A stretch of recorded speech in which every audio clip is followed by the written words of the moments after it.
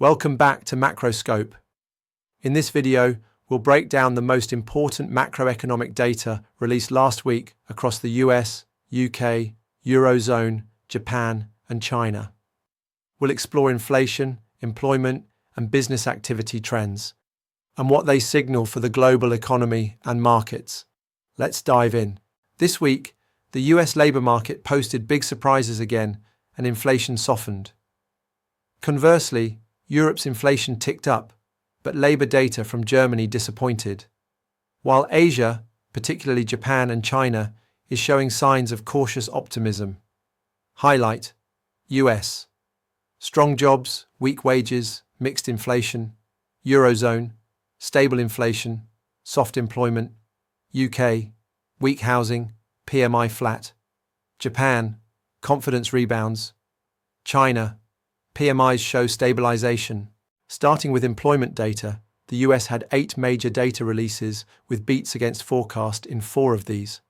Namely, non-farm payrolls rose to 147,000 and JOLTS rose to 7.76 million. However, wage growth slowed, with average hourly earnings rising 3.7% year-on-year versus 3.9% forecasted.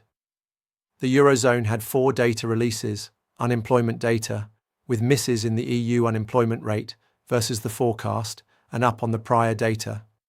So the takeaways in regards to employment is a reversal of the prior week, with employment improving in the US and stable in the EU. Next on to inflation, only the UK and Eurozone released data last week. Of the Eurozone's 4 releases, 2 for Germany, inflation rate year-on-year and month-on-month came in better than the forecast and prior reading. While in the UK, of the 2 house price data releases, both showed softness in its housing market, with prices falling 0.8% month-over-month. So takeaway on inflation is both the UK and Eurozone are seeing inflation slow down in price rises. Onto PMIs. These provide a barometer on activity levels in the service and manufacturing sectors. In Asia, of 5 PMI readings for Japan and China, 4 beat forecast and prior readings. China's Caixin PMIs for both manufacturing and services returned above 50. In the US, of the 3 PMI releases, the 2 ISM PMIs beat forecast and the prior readings. In the UK, the 1 PMI's release for construction beat forecast and the prior readings, the reading was still less than 50, which suggests negative sentiment. So takeaway on PMI is both the UK and US are in contraction territory. China returned above 50, suggesting a fragile but hopeful stabilization. Finally on to trading activity. In all territories, trade data missed versus forecast and prior readings. In Asia, of Japan's industrial output rose modestly, though below forecast expectations.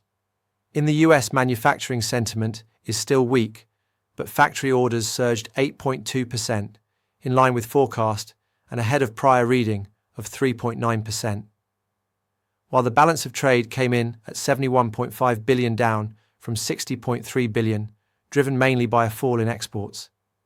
In the UK, the current account deficit grew to £23.5 billion, missing the forecast of £19.75 billion. In the Eurozone, both French and German industrial and factory data were in contraction, missing both forecast and prior reading. Also, Germany's retail sales, year-on-year and MONH on month, missed forecast and prior. So takeaway on trade. Global trade is showing signs of weakness. Let's summarize the global picture.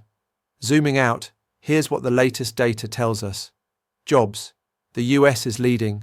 Europe and Asia are steady inflation, stable in Europe, easing in the UK PMIs, stabilizing across China, UK, and Japan trade. Weak in Europe and the UK, US exports fell.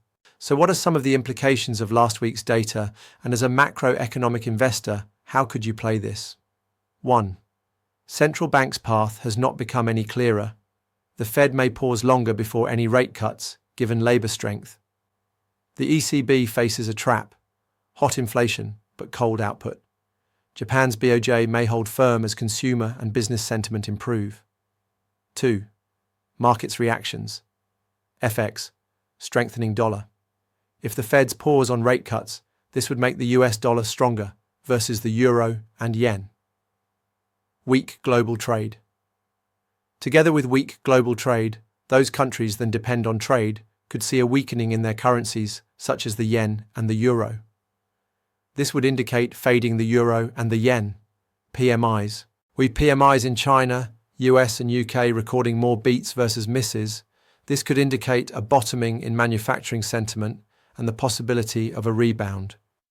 Would suggest going long on industrial metals such as copper. Subscribe for more macro updates and drop your questions below. Thanks for watching, stay informed, and see you next week.